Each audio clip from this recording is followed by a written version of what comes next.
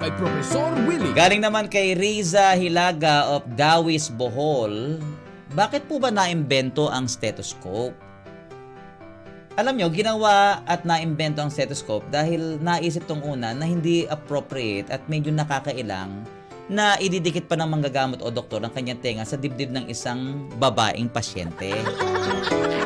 Okay, alam nyo na.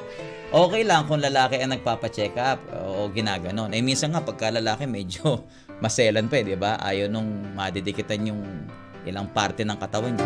Gaano pa kaya kung babae? Paano kung ang asawa nun seloso, nakitang ganun? Hindi maintindihan, di ba?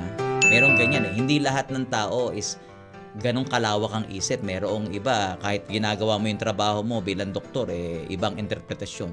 So para mas safe, merong stethoscope para mapakinggan yung pintig ng puso at kumusta ba, paano gumagana ang iyong puso. Kailangan mo bang gamutin or resetahan or ano bang dapat na gawing cure sa iyo ng doktor.